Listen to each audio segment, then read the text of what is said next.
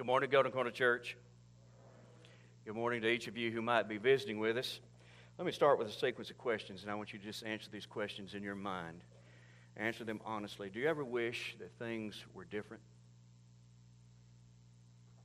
I mean, perhaps in your own life, you might be facing a problem or problems or a situation, and what you wish is you just wish that things were different. Maybe it's in the context of your marriage or some other relationship. Maybe it's in the context of your finances or your health or on your job, and you just wish things could be different, but you're not very optimistic about it. You've kind of just settled into believing things are just always going to be this way. Do you have anybody in your world, your circle of friends, your family, and you just wish they were different? There's something about the way they live. There's something about what they're facing, and you worry about them. You pray for them. You wish that they were different. But you just don't have a lot of hope that they're ever going to change. Do you ever wish that you were different? That you wish that there was just something, maybe you've identified something in your life and you wish it were different, you wish you were different, you wish you could change. Maybe you've tried to change over and over again, yet unsuccessfully. You've come to the conclusion, I guess, that whatever this attitude is, whatever this behavior pattern is, I guess I'll just be enslaved to it for the rest of my life. If you're sitting here this morning and you have a desire for things to be different, I got good news for you. Things can be different. Situations, people, even you can be changed. How, you ask? There is a difference maker, and His name is Jesus. He can and He will make a real, lasting difference when no one or nothing else can. And over the next several Sundays, we're going to open up our Bibles and we're going to learn about people who had a personal encounter with Jesus. And as a result, Jesus made a big difference in their lives. And I believe that by the time we finish this series, we're all going to see that Jesus has made a big difference in us. So are you ready to get started? Good deal. I want to start by telling you a story found in the New Testament book of John, chapter 2, the first 11 verses. And at the outset of the story, Jesus is in the very early stages of His ministry on this earth. He has started His ministry putting together a team of men that He's going to refer to as His disciples.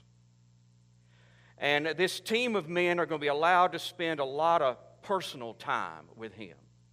He's going to instruct them personally. They're going to get a chance to watch Him up close and personal and learn not only from His teaching but from His example. And Jesus was bringing these men around Him in the hopes that having the chance to set an example to them, to teach them, that they would one day pattern their lives after Him. And at this point in time, He had put together 4 or 5 guys. Now, they were invited to a wedding celebration. And a wedding in their culture was somewhat different from a wedding in our culture. If you're invited to a wedding and you attend, that's going to take, hour, maybe 3 hours if you go to the reception, out of your schedule that week. Well, a wedding celebration of this culture typically lasted 7 days. It was a week-long party. There was music, there was dancing, there was feasting, and there was drinking, and apparently from this story, quite a lot of it. And I know what, if you're visiting, you're thinking, I thought these guys were Baptists. Well, we are Baptists. I'm just telling you stories found in the Bible. That's all I'm doing. So Jesus and His men, they've been invited to this wedding, and guess what? They accepted the invitation, and they went. Now, I don't know about you, it kind of surprises me, and I'm going to tell you why it surprises me. Jesus was here on a mission. A mission with eternal ramifications, and I would have to believe, Jimmy, that He had a pretty full schedule. And so saying yes to a wedding meant taking a week out of your life, and I was somewhat surprised by that until it hit me. Wait a minute, people were His mission. This was a chance to rub elbows with people and engage with them and love them. And so I guess it does seem natural that he would go to a wedding. But Jesus' mother was also at the wedding. And there came a point in the celebration, I'm not sure if it's a day in, 3 days in, 5 days in, that they ran out of wine. Now, it was the responsibility of the groom, as I have understood it, as I've studied about this, about a marriage celebration. It was the responsibility of the groom to make sure that they had enough wine to get them through 7 days. So something has gone wrong. They've run out of wine before the wedding celebration ran out. Now, I don't know if he underestimated how many guests would be there, or he underestimated how much they could drink in this period of time. I don't know if he just had a limited amount of money and he bought all he could buy, hoping that it would last throughout the week, and it just didn't last. But anyway, he's got a problem. Now, Jesus' mother was there, and she goes to Jesus, and she said, "They're out of wine." Now, why would she do that? She is hoping that Jesus will get involved here and that he might solve their problem. Now, why would she think that he would? She knew her boy. And she knew that there was more to her son than met the eye. That inside of this human body there dwelt the Son of God, God the Son. She knew his capabilities. He has unlimited power, and if he wanted to, he could solve their problem. So she's making him aware. She is in essence saying, Jesus, for the next few moments, I want you to be more than just a guest at the wedding. I want you to step in and do some things that only you could do. I'd like for you to really get involved here. So how does he respond? In Hodge translation, he said, "It ain't my problem. Not my wedding, not my responsibility, not my problem." That's what he said. He was acknowledging, yeah, it's a problem, but it's not my problem. And then he said to her, "My time hasn't come." Do you know what he meant by that? Now, as I've already alluded to, with Jesus, there was a human side, but there was also a divine side, a God side. There dwelled in that body deity. And Jesus is saying, the time for me to reveal my God side on a public scale is just not right. It's just not right for me to do that. I don't know about you, but when I read those words, I feel like I'm hearing no. I mean, you think that's kind of fair? I think what I'm hearing is no. Not my problem. Time's not right for me to unveil my God side. So you know what his mother did? She turned to a half a dozen or so servants who were standing there, and she said that from this point on, he's going to be in charge, and you do whatever he tells you to do. Now, wait just a minute. She's acting as though he said yes. I felt like he said no. What's going on here? Was she kind of pulling the mother trump card on him at this point, saying, "Hey, dude, I'm your mama. And I know you're God and all that stuff, but I'm your mama, and you're going to do what I want you to do"? I don't think so. You say, what was she? I think she's acting on the impression he's about to do something. Why would she be doing that? With the answer, I'm going to tell you why. Back up to what I just. Why did she go to him in the first place? She knew her boy. She not only knew his capabilities, she knew how compassionate he was and how much he cared for people. So she's operating on an assumption. As much as he cares for people, there's absolutely no way he's not going to get involved. He's going to do something. And so that's why she's saying to these servants, hey, he's going to do something, but he's going to use you in the process. And so whatever he tells you to do, you just do that, which I think, by the way, is great advice for all of us. Do whatever he tells you to do. Now, that's what you guys are going to do. So Jesus looked at those servants these weren't the disciples. These were probably half a dozen guys that were just working the wedding. And Jesus said, here's what you're going to do. There's 6 big jars of there, earthen jars. They hold 20 to 30 gallons of water apiece. He said, fill them up. Fill them up with water. Fill them up with water. What did Mary tell them? Do whatever he tells you. So you know what they did? They did it. Had to take a while. I mean, you're looking at 120 to 180 gallons of water, and they fill these jars up. They did what he said. And then Jesus, but it seemed reasonable. Doesn't it seem reasonable? I mean, why wouldn't you? Why wouldn't you think to do that? If that's what he wants, that's what I'll do. Seems simple enough. It's within my skill set, so here we go. And then Jesus told those men, dip some of that out and take it to the master of ceremonies. Now, the master of ceremonies was in charge of this whole deal. A part of his job was to make sure that nothing got to the people to drink or eat that he didn't taste and approve first. Now, what are they out of? They're out of wine. What does a wedding party need here? Apparently, they need wine. Jesus is stepping in here, and he's solving a problem. It's a wine shortage. He's going to meet a need. He's going to provide wine. The master of ceremonies would be expecting that he was going to sample what? Wine. Jesus tells these servants, dip some of that out of those pots and take it to it. He's expecting to sample wine. Now, what do these servants know? What's in the jars? Water. Can you imagine what's going through their mind? They know all this, and Jesus is saying, dip some of that out and take it down to him and let him proof test this and see if he wants to serve it to the people. You know what it was? It was a test of their faith. They were told to do whatever he says. In this case, it didn't make a whole lot of sense to carry water to a man who's expecting wine. You say, well, do you think he would have known the difference? Listen, this guy was a banquet master. One of his responsibilities, a part of his skill set was he was an expert on wine, kind of like a wine steward at a high-end restaurant. He knew his stuff. So these guys know what he's expecting. They know what's in the pot. It was absolutely a demonstration of their faith in Jesus that they would go ahead and cooperate, and they dipped out water. And I believe this, as they turned to take a step toward that banquet master, the master of ceremonies, a miracle took place. That water turned to wine. The water they dipped out, the water I think left in the jars, it was all turned into wine. They go down and they let this master of ceremonies taste it. And in some ways they may have been shocked as he oohed and awed.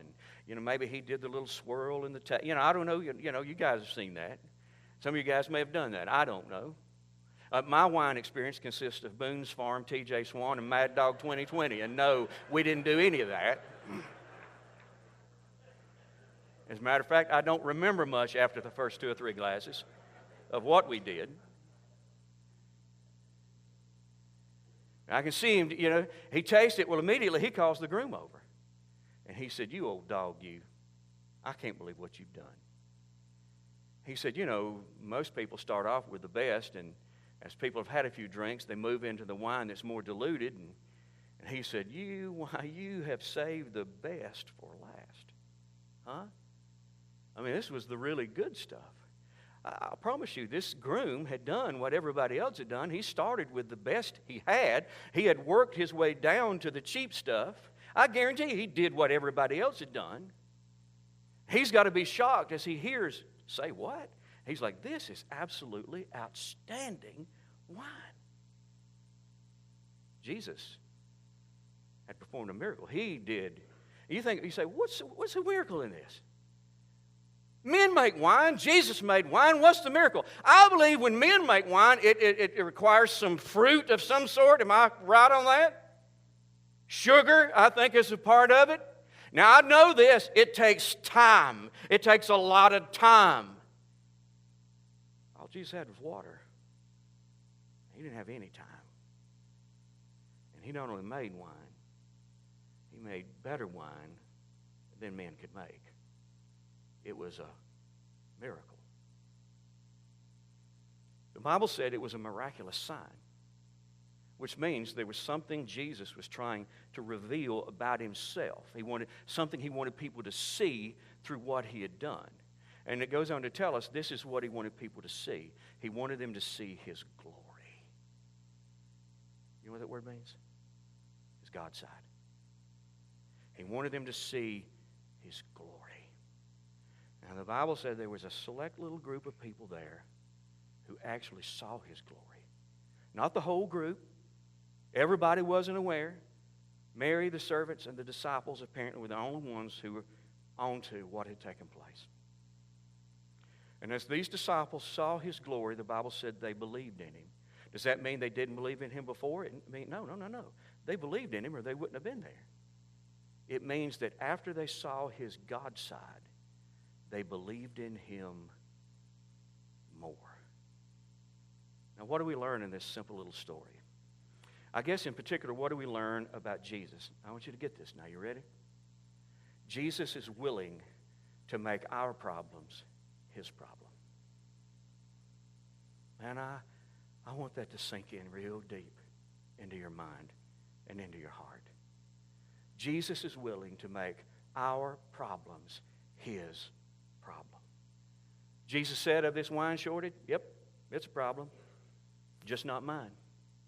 Next thing you know, he has rolled up his sleeves and he's dove into the situation and he actually solved the problem. He made the groom's problem his problem, and he's willing to do the same thing for us. You say, Ronnie, you talk with confidence. How can we be sure that he's willing to make our problems his problems? I'm going to read you a verse.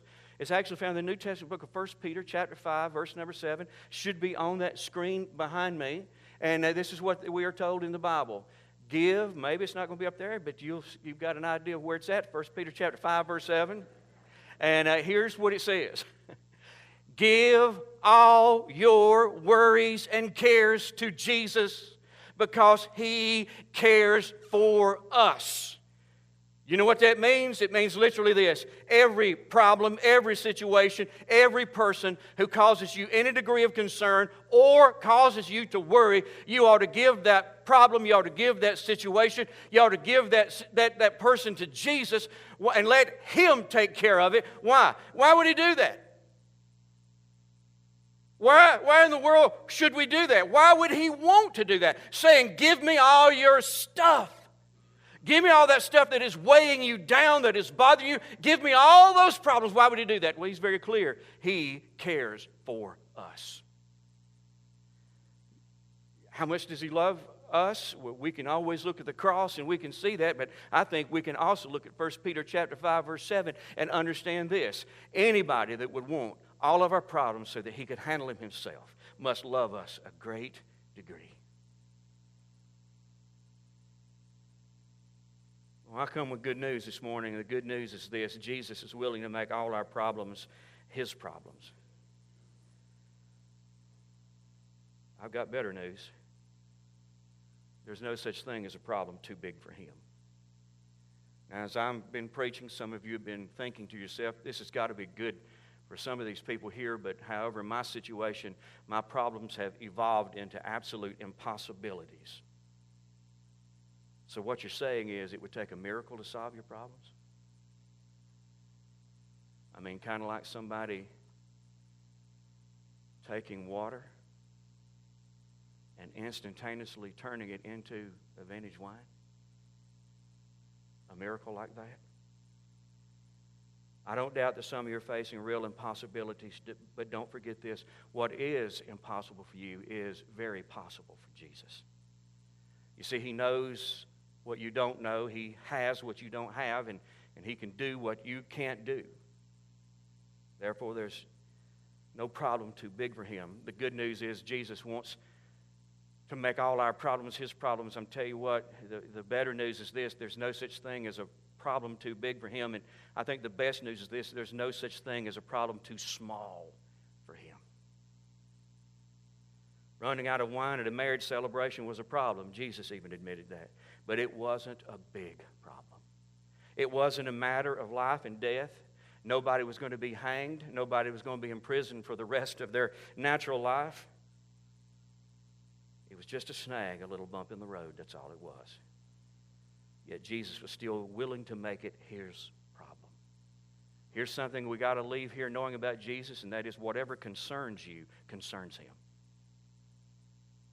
Whatever is important to you is important to him, no matter how insignificant it may appear to someone else. For that reason, Jesus is willing to make all of our problems his problems, no matter how big or how small. So what do we do in light of this? we should give Jesus our problems. Maybe I ought to say it like this. We should give Jesus all of our problems. We humans have a tendency to sort our problems into two categories. God-sized. We got the God-sized problems, and we got our-sized. We got our size. We may eventually get around to giving God the God-sized problems, but we want to hold on to the our-sized problems and try to handle them ourselves. What should we do? According to 1 Peter chapter 5, verse 7, we should give all of our problems to Jesus. How do you do that? I think it takes three very simple steps. You ready? You got to remember these words. 3 words, 3 steps. You ready? Remember, request, respond. You got it? Remember, request, respond. Okay, here's the test. Don't anybody look at the screen. Tell me those 3 words again. What are those words? Boy, you got it. Church dismissed. Let's go do something. Step 1 is we must remember that Jesus is with us. That's what Mary did. When she learned that there was a problem, she immediately thought of Jesus and knew that there's somebody here. There's somebody among us who can solve this problem. You know what? I thought about myself. I'm slow at times to give Jesus my problems. I like to carry them around. I like to think about them, dwell on them, worry about them. Oh, I seem to. I seem to like the stress that I feel when I've carried my own problems around. I'm often reluctant to give my problems to Him. You know the number one reason it is? It's not that I'm a jerk. It's not that I'm stupid. You know what? Well, I don't know. Maybe it is. Maybe it's a combination of the above. This is the reason. I forget. I forget that Jesus is with me.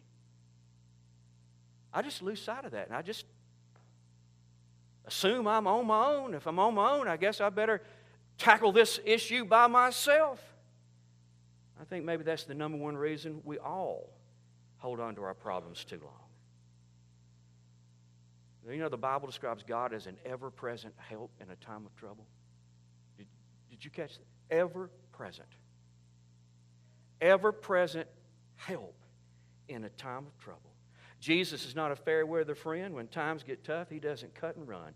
He's always there, always capable, always willing to roll up His sleeves and get involved in our problems. We've got to remember that. Second thing is we've got to request. We're going to have to request His help. Now, Jesus is omniscient. That's a big preacher word. That's one we like to throw around a lot of times. You know, Jesus, omniscient. You know what that means? It means He knows everything about everything. He knows everything about everything in the past, everything about everything in the moment, and everything about everything in the future. So here's what it tells me. Jesus already knew that there was these guys were out of wine before Mary ever came and told Him. He already knew that. Well, my question is, why hadn't He already done something about it? I don't know. All I know is that Jesus didn't get involved until He was asked. There's something critical to the process of giving our problems to Jesus. There's something critical about the asking. The Bible says, ask and you will receive. It even tells us in another place, sometimes we have not because we ask not. I think there are a couple of things about Jesus I've noticed in this story. First, He shows up where He's invited, even if it's a week-long wedding celebration. And secondly, Jesus will not get involved until His help is requested.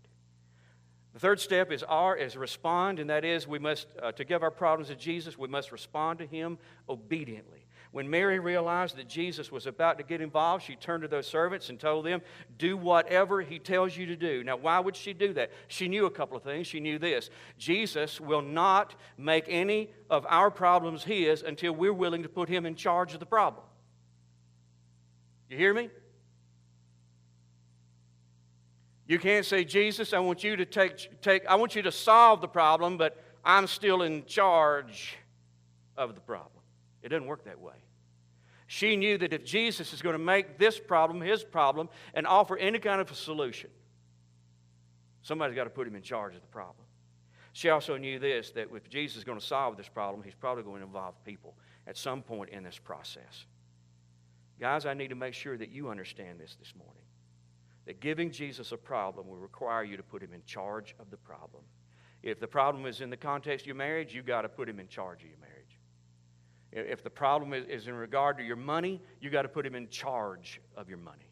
Whatever that area is, you've got to give Him complete control, absolute authority. Once you've done that, there's a strong likelihood that Jesus is going to involve you to some degree in His plan to solve the problem. In other words, He's going to require you to do something. And my advice to you is this: do whatever He tells you to do. You say, Ronnie, what if it's frightening? Do it anyway. What if it's costly? Do it anyway. What if I don't understand it, Ronnie? What if it makes no sense to me? Do it anyway. Do whatever He tells you to do. Why is this of such critical importance? When we demonstrate our faith in Jesus. Now listen to me.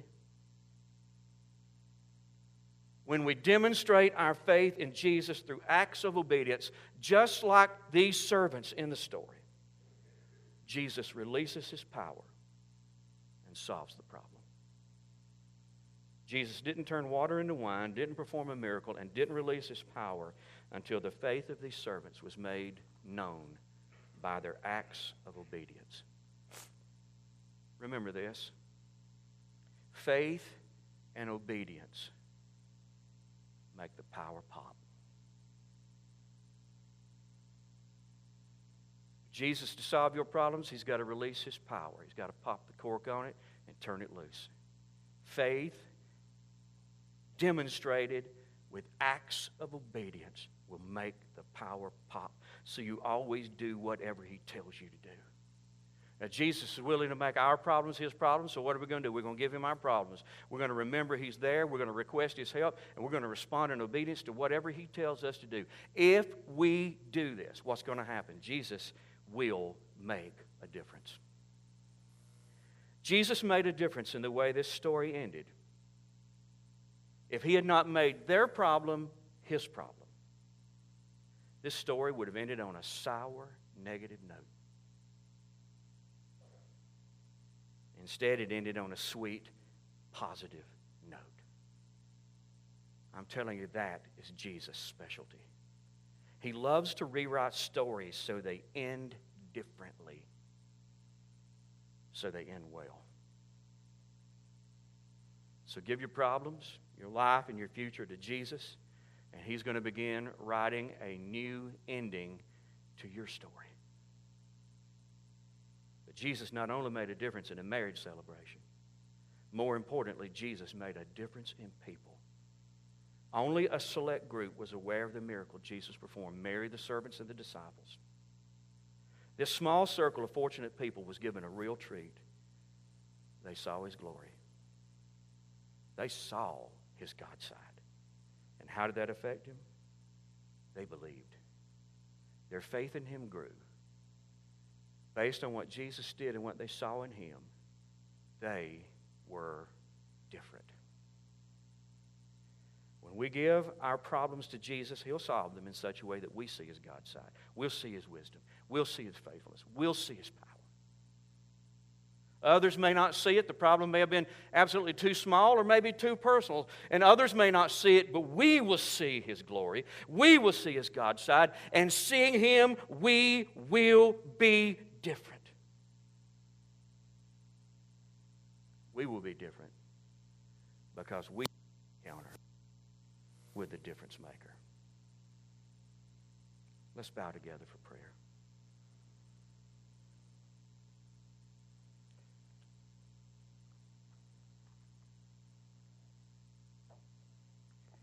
Many of you walked in here shouldering a problem, didn't you? If not problems, plural.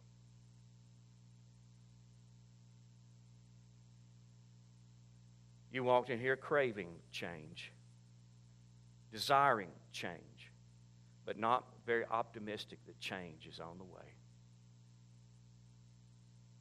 We can be, because Jesus is willing to make those problems His problem.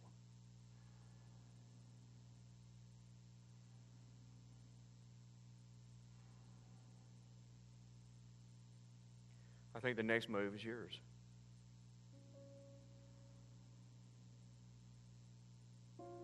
What is this problem that's weighing you down? What is the situation you'd love to see changed? I'm going to ask you to do something right now. Give it to Him. Before we even leave here today, give it to Him. Don't walk out that door with it.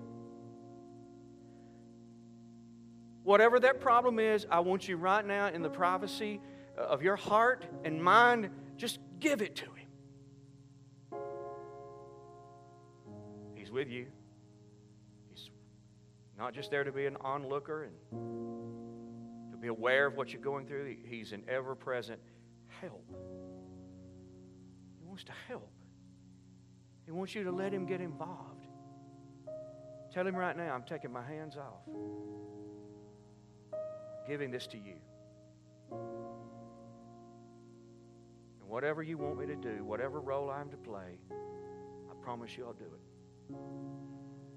But I'm asking you to make this problem yours and to handle it as only you can do.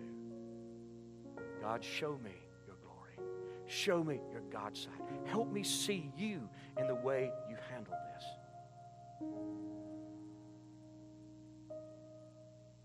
Father, here's my prayer as a result of our getting together this day, as a result of people in this church handing their problems off to you. Make a difference in these situations. And as you make a difference in these situations, make a difference in us.